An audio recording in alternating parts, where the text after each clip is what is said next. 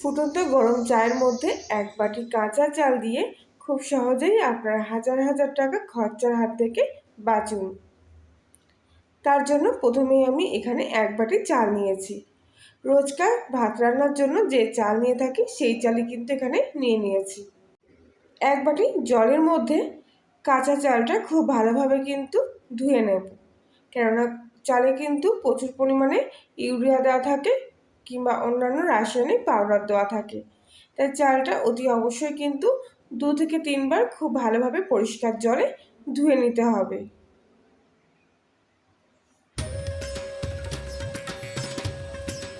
ধুয়ে নেওয়া চালটা জল ঝরিয়ে একদম ঝরঝরে করে নিয়েছি। এখানে চায়ের সসপ্যানে বাটি মেপে জল নিয়ে নেব। যে বাটি মেপে আমি চাল নিয়েছিলাম সেই বাটিরই 2 বাটি মতো জল এর মধ্যে আমি নিয়ে নিচ্ছি। কিছুক্ষণের মধ্যেই কিন্তু জলটা ফুটতে শুরু করেছে। এবারে এর মধ্যে দিয়ে দেব 1 চামচ মতো চা। রোজ যে চাটা আমরা খেয়ে থাকি সেই চাটাই নিচ্ছি। তবে আপনাদের চা যদি পাতা চা হয়ে থাকে তাহলে কিন্তু সেটা নেবেন না। এরকম মরিচযুক্ত দানা চাই কিন্তু এই ক্ষেত্রে খুব উপযুক্ত। পাতা চা কিন্তু খুব একটা কার্যকারী হবে না, কেননা পাতা চাতে লিকারটা কম হয়, সেন্টটা বেশি আসে। তাই সবসময় চেষ্টা করবেন এরকম দানা চা নেওয়ার জন্য। চাটা কিন্তু খুব ভালোভাবে জলের সাথে কিছুক্ষণ ধরে ফুটিয়ে নেব, আর এইভাবে একটু নাড়াচাড়া করতে থাকবো যাতে চায়ের লিকারটা খুব ভালোভাবে বেরিয়ে আসে। চাটা ফুটে কিন্তু অনেকটাই শুকিয়ে এসছে। এবারে এর মধ্যে দিয়ে দেবো আগে থেকে ধুয়ে রাখা কাঁচা চালগুলো।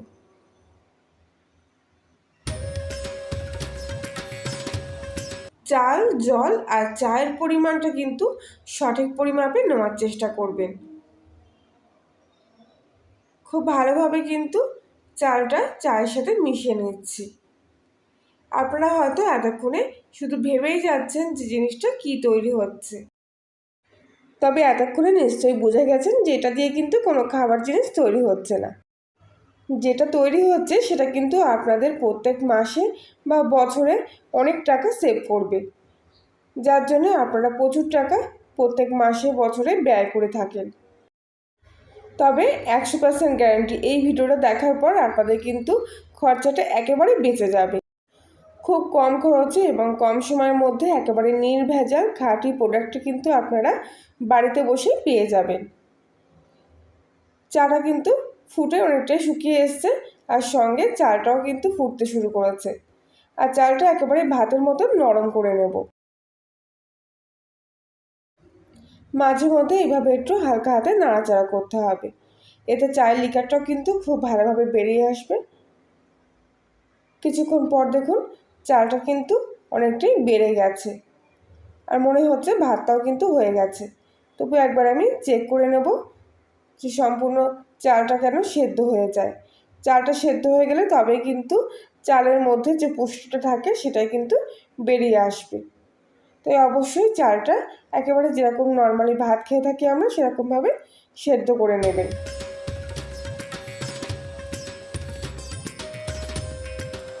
চালটা পুরোপুরি সেদ্ধ হয়ে গেছে। এবারে চায়ের লিকারটা আর একটু 2 মিনিট মতো ফুটিয়ে নিয়ে গ্যাসটা আমি অফ করে দেবো।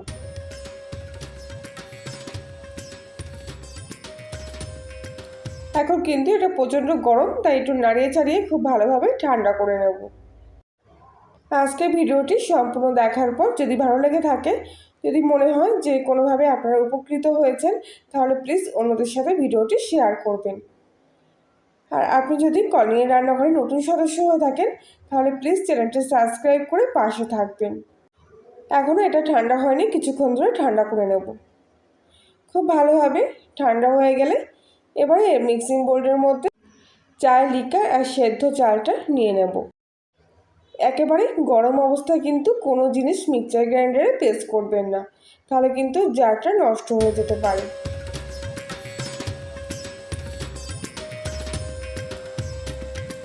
সম্পূর্ণ মিশ্রণটা নেওয়া হয়ে গেছে। এবারে এটা আমি পেস্ট করে নেব।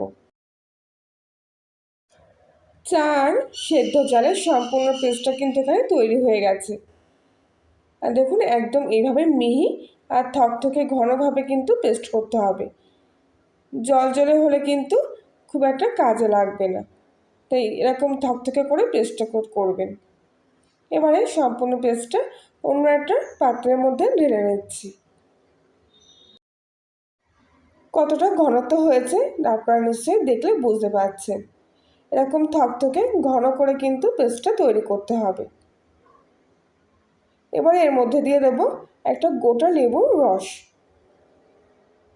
একটা ছাঁকনি দিয়ে লেবুর রসটা এখানে ছেঁকে নিচ্ছি, যাতে দানা আর ছিবড়েগুলো আলাদা হয়ে যায়।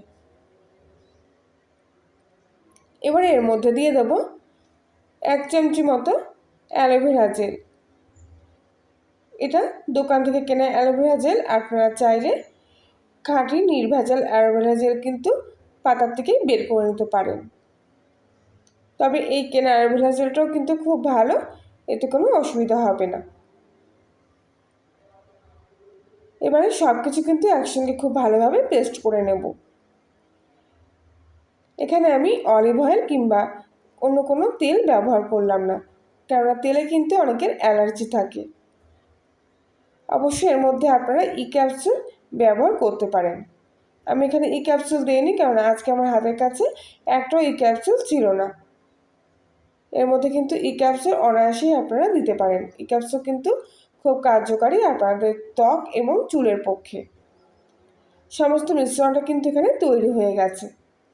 খুব ভালো করে এটা ফাটিয়ে নিচ্ছি, যাতে অ্যালোভেরা জেলটা খুব ভালোভাবে মিশে যায়। আর এখন এটা কি তৈরি হলো বলুন তো? আপনারা নিশ্চয়ই অনেকে এতক্ষণে বুঝে গেছেন। এটা হলো ক্যারাটিন তৈরি হয়েছে। চুলের পক্ষে খুবই উপকারী। চুলের খুশকি কিংবা অযথা অত্যাধিক চুল পড়ে যাওয়ার থেকে কিন্তু এই ক্যারাটিনটা খুবই উপকারী হবে, যেটা আপনারা পার্লারে গিয়ে অনেক টাকা খরচা করে বছরে কিংবা মাসে করে থাকেন। একবার বাড়িতে এইভাবে ক্যারাটিন বানিয়ে চুলে দিয়ে দেখুন, পার্লার থেকে 1000 গুণ কাজে দেবে। কারণ এতে কোনো কেমিক্যাল নেই, কোনো রাসায়নিক পদার্থ নেই। ঘরেই তৈরি এই ক্যারাটিন এতটা উপকারী দেবে যে পার্লারে কিন্তু আপনাকে বছর কেন সারা জীবনেও যেতে হবে না এই ক্যারাটিনটা চুলে একবার লাগালে।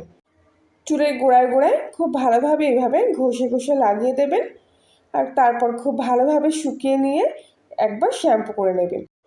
চুলে এত সুন্দর গ্রোথ হবে যে 1 মাসের মধ্যেই আপনারা ফল পেয়ে যাবেন। এই ক্যারাটিনটা 1 থেকে 2 সপ্তাহ মতো কিন্তু আপনারা ফ্রিজেও সংরক্ষণ করে নিতে পারবেন। তাহলে আজকের মতো এই পর্যন্তই। আবার দেখা হচ্ছে অন্য একদিন। আর ততক্ষণ সবাই ভালো থাকবেন।